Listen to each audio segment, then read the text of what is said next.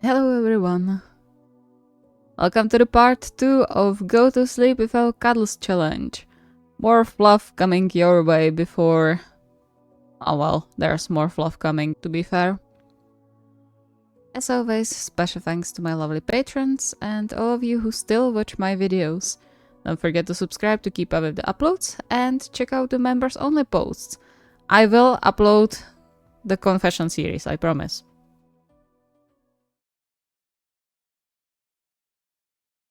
For the sake of his mental stability, Gonime was quite glad he was the one doing the challenge and wasn't on the receiving end of it. Considering their current situation, he would definitely come to the conclusion Kindaichi was upset with him, since there wasn't anything other than anger that could stop his fiancée from cuddling him to sleep. On the other hand, he could easily blame his behavior on moodiness or need for space, which gave him more maneuvering space. And besides, he didn't have to turn away completely. It might make it easier to start the conversation, though. He sighed and squared his back a little, locking the nervousness deep within him. It was just a silly thing compared to some of the past challenges. He had nothing to be scared of. Could you wake me up earlier tomorrow? Before you leave, I mean. Oh, yeah, sure. Are you planning something? I want to go see Hiroto before they transfer him to another ward. I see. He bit the inside of his cheek, thinking if it was a good idea to start the talk already. Of course, he was happy the little boy was doing so well that he could be taken to the regular newborn ward. But that also meant the time when he would be transferred to the social care system was getting closer as well. Meaning their decision had to come fast. Should I go with you? You can if you want, but you said you have a meeting tomorrow morning, right? Kunime's shoulders slumped. Right. The mattress dipped under a new weight as Kindaichi carefully crawled to him, taking his face in his palms. Everything okay? Is your memory acting up again? No, I don't think so, at least. I just didn't realize it. I'm tired. Kindaichi gave him a soft smile, leaving even softer kiss on his lips before he settled on his side of the bed. Good night then. Sleep well. Good night.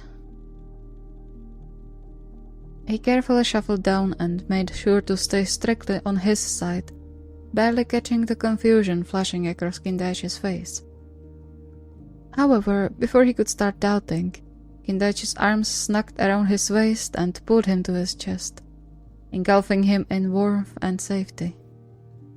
And Kunime could about cry. All good? Yeah, more than good. He bit on his lip, snuggling deeper into the embrace. I was thinking about us and the fostering request. The immediate increase of tension in Kindaichi's body was brief but unmissable, speeding up Kunime's heartbeat. I'm listening. I'm still not sure if I have what's needed to raise a child, or if I'll ever have that. But I want to try. He hesitantly looked up, finding Kindaichi watching him with wide eyes.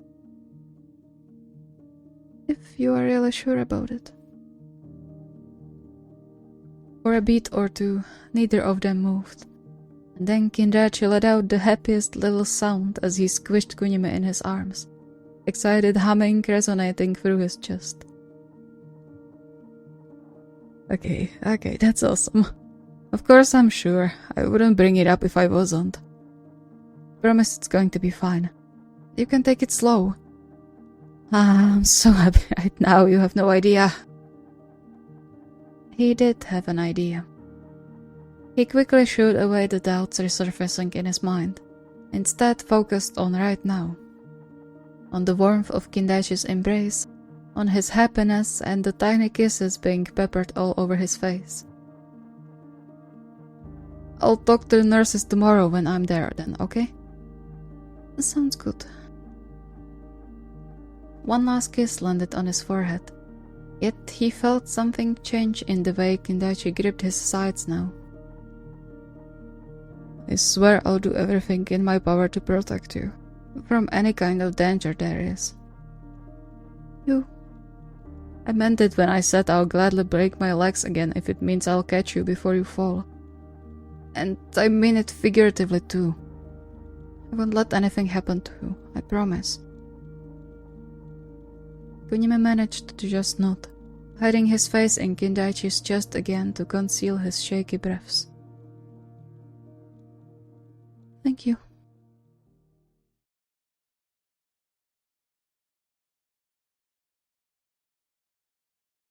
To be perfectly honest, Asahi worried about the results of this challenge.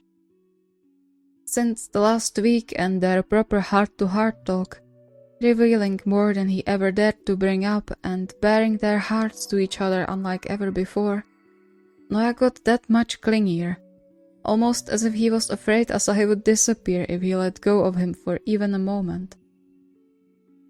Despite Asahi's reassurances, he even cancelled all his upcoming plans in Japan and abroad, just to stay home for some time, spending most of the days stuck to his side or sitting on his lap, which, as adorable as it was, also worried him for a little.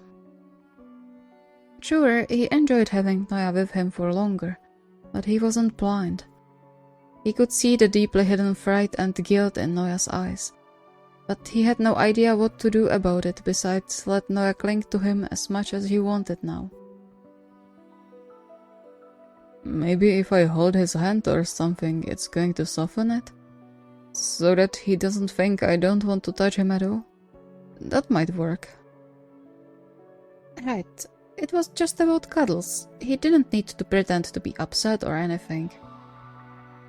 He still sent a quick prayer to the gods as he climbed on the bed, only a few seconds before Noya hurried inside the bedroom as well, looking excited and absolutely adorable with his hair laid flat.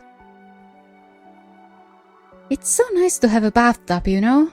One could almost forget how pleasant it is to just soak for an hour. Asahi had to chuckle. I mean, that's one of the reasons why we chose this flat back then. Right. But I guess you really start to appreciate it only after weeks of shady showers. Shady showers? Clicking his tongue, Noya draped the towel he was using to dry his hair over the chair and jumped on the bed too. You know, like rusty, sometimes a bit moldy, not draining, with flimsy doors. Sounds creepy. You get used to it eventually, but it makes every clean bathroom feel like a victory. I can imagine. He hesitated for a second, but even that little was enough for Noya to wrap around him like an octopus, letting out a pleased sigh. Warm. So he wanted to protest, maybe come up with some excuse like needing to go to the toilet to give himself space to do the challenge. But something about Noya stopped him. He wasn't sure what exactly it was since his fiancée looked like he could purr with happiness. Perhaps it was the way he suddenly went silent. Or maybe the way he clung to his t-shirt, surely crumpling the fabric in his fists. Tension, that's what it was. Strange and so atypical for Noya's lively personality. He's still so scared, isn't he? The realization broke his heart all over again, urging him to hug Noya back a bit tighter as well. You know I'm not going anywhere, right? I'm still here, for as long as you'll want me to be. Noya just nodded against his shoulder, nuzzling deeper into the conjunction of his neck and back. Forever then? And Asanoya had to smile. Yeah, sounds nice. Come on, let's get some sleep. He carefully laid them both down and pulled the blanket over them, kissing Noah's forehead for good measure before resuming their hug. Good night. Nighty.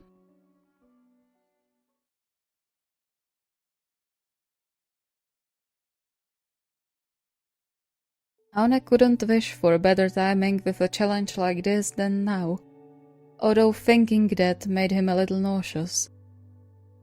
In no way, shape or form did he wish for Kenji to be in pain again. Although, on the other hand, he did tell him to take it easy, which his fiancée didn't follow. So he spent a good chunk of the day helping limping Kenji move around because, of course, he didn't have his crushes at work with him. If their companies weren't situated in one building, he wasn't sure what he would do. At least Kenji seemed to learn from his mistake and sheepishly promised he would be careful from now on, but the damage was already done. Hopefully he didn't do anything to that knee. That would be a disaster. At least he had a good excuse to stay on his side of the bed. By the way, have you seen the forecast on this week? Rain, rain, and more rain. If they seriously make us install cables in that weather, I'm going to sue them. Aone hummed in agreement, since he too would raise hell if he saw his beloved being forced to work with anything electricity-related in rain. But we'll still need new umbrellas, even if they shift the schedule. The ones we have are done for since the last storm. And whose fault is that? How was I supposed to know the wires would snap so easily? When I was a kid, I could run around with an umbrella no matter how strong the wind was, and it was fine. They're just using some cheap materials now, I tell you. To be fair, he was right. Aone had no issue admitting that. He saw it himself almost every day during his work. He got up to help Kenji to the bed, but was immediately waved off. Determination settled on his fiancée's face. It's fine. I'll get there on my own. Unconvinced, but too wise to know when to back off, Aone watched him hop to the bed on one leg and one crutch, ready to rush to help the moment he saw him waver. But, be it the previous training, or just Kenji's natural ability to keep balance, he made it to bed without additional injury and with a tired but proud smile. Aone still reached out to help him up, too worried about him bending the knee too soon. You'll be the death of me. I didn't know it would start hurting this bad again. With a sigh, Aone gently flicked his forehead, earning an offended whine. Hey, that was so undeserved. I'm already suffering. Very deserved. You're a dummy. Hey. He pouted and crossed his arms over his chest, but to Aone he looked just like an angry hamster, harmless and really cute. And so he cracked a small smile and shook his head, settling on his side of the bed. We should stay apart tonight. I don't want to kick you. Then wouldn't it be better to stay close? You know, to minimize movement. Before Aone could respond, Kenji already shimmied his way into his arms, wrapping them around himself as if they were a blanket and sighing contently. See? Like this. Now you have no space to kick me. And Aone had to admit it was true. With their bodies pressed tightly together and Kenji's back against his chest, he had no way of pulling away to the point of being able to hurt him again. With a loving sigh, he nuzzled into Kenji's hair, squeezing his middle a little tighter for a brief second. Wake me up if it hurts. Of course. Good night.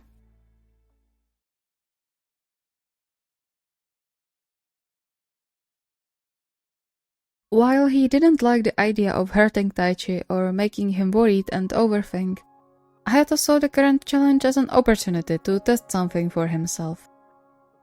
See, over the years they've been together, he had developed a need to be the big spoon all the time. As unimportant as it could sound to some, he wanted to make sure Taichi knew he was safe and protected at all times, especially at night when the terrors usually had the most power over him. He never asked if Taichi liked it or not, but just seeing him snuggle close every night before they went to sleep, and the way his body relaxed in his arms, he was sure his husband was on board with the arrangement. However... Come on, leave it be. You've been sitting over it for hours. He gently combed his fingers through Taichi's hair, smiling when he leaned into the touch like a big cat. I know, but I need to finish it. I won't have time tomorrow. Yeah, but you're almost asleep anyway. You'll just make mistakes. Taichi's face fell a little. He glanced over at the pile of papers he had to fill out because of taxes and sighed, rubbing his eyes. I guess that's true. Of course it's true. Come on, let's go to bed. He gently tugged on Taichi's hand, leading him to the bedroom since if he let go, he risked losing him somewhere along the way. They made a quick work of changing into their sleepwear before Taichi no less than collapsed in bed, betraying just how exhausted he was. And no wonder, with all the long shifts and increase in popularity of the bar he worked in, which led to more and more tourists and locals as well visiting the place. Just one more day and then you will have all the time in the world to rest. He caressed Taichi's cheek, adding a few kisses as well for the sake of the challenge and his own happiness. The last thing he wanted was to make Taichi think he was upset at him for something. Sleep well, I'm with you. Taichi watched him for a moment, confusion apparent on his face when Hayato scooted over to his half instead of occupying the middle. Hayato let him think for a while, even with his eyes closed, feeling Taichi's gaze on him. That is, until a light tug on the duvet made him open them again. What's wrong? Nothing, I was wondering if I can hug you. Since it seems like you don't want to tonight. I mean, if you don't mind, I want... Smiling, Hayato cupped his cheek to stop the incoming waterfall of words and shuffled closer. Of course you can. Taichi's face brightened a little with that. The way he wrapped him in a hug the moment Hayato turned around, telling enough about how excited he was. And Hayato loved everything about it. Did you want to be a big spoon for long? I've never thought about it. I like it when you are hugging me. It feels nice. That's good. But we can switch around sometimes if you want, I don't mind. Even though I love having you in my arms. Really? Yeah. That way I can make sure you are safe. He patted Taichi's hand before entwining their fingers together, very much enjoying the soft puffs of air tickling on the exposed skin on his neck. Thinking about it, the last ones to hug him to sleep like this were probably his sisters when they were little. But this was different. Sweeter. Filled with a completely different kind of love. Have a good rest. Love you. His only response was Taichi's even breathing.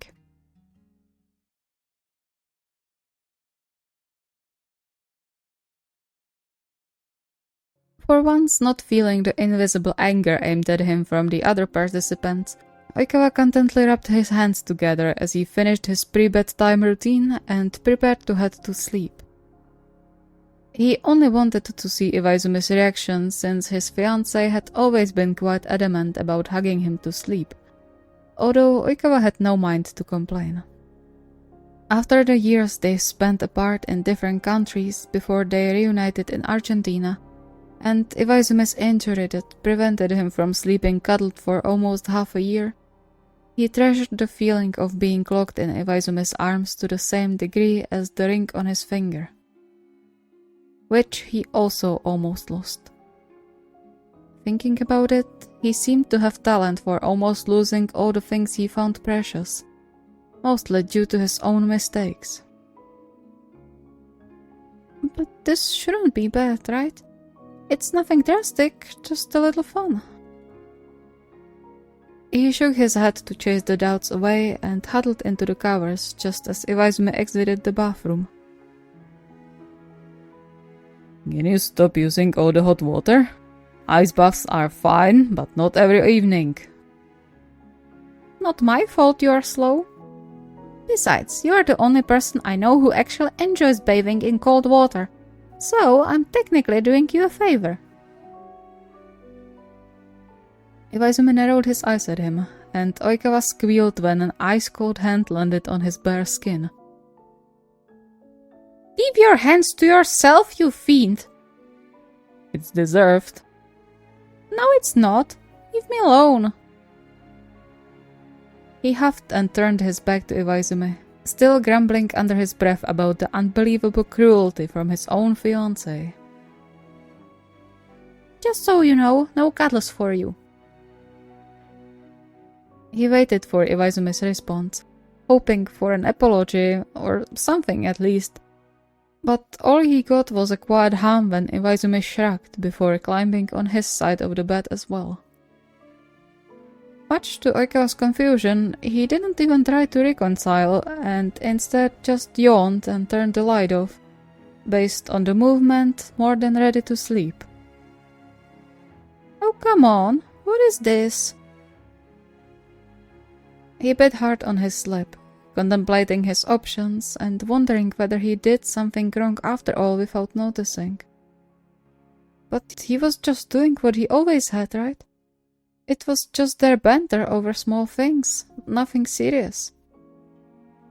But the silence between them was scary. Just as he was about to turn around and ask what was happening, a strong arm wrapped around his waist and pulled him backwards, squishing him against Iwaizumi's chest. Under any other circumstances, he would probably be ashamed for the yelp escaping his mouth. But right now, his brain was occupied by much more important things. Don't pout.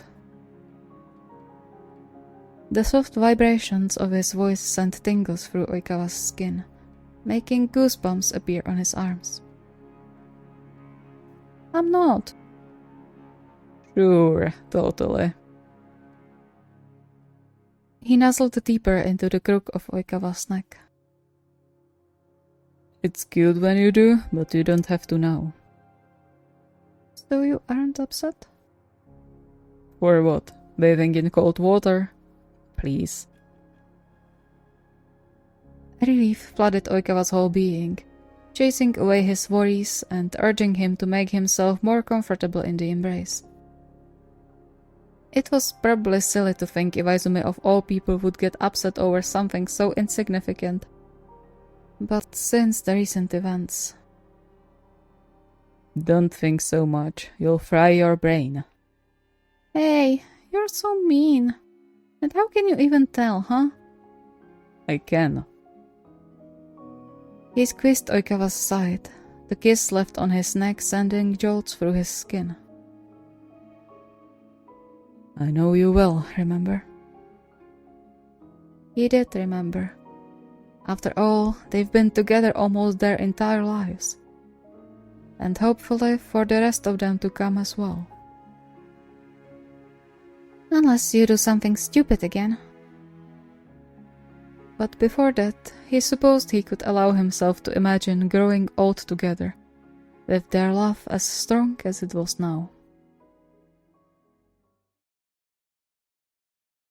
Thank you so much for watching. I hope you enjoyed. I'm so tired when I'm recording the intro outro. But anyway. So yeah. Kinkuni is going to go ahead with their parenting storyline. Also, more parenting storyline coming up. Not next week, but in 2 weeks. And yeah, that's pretty much it. The next challenge is going to be Sigfic-like, so I hope you are looking forward to that. If you have any requests or ideas, the request form is linked in the video description. See you next time.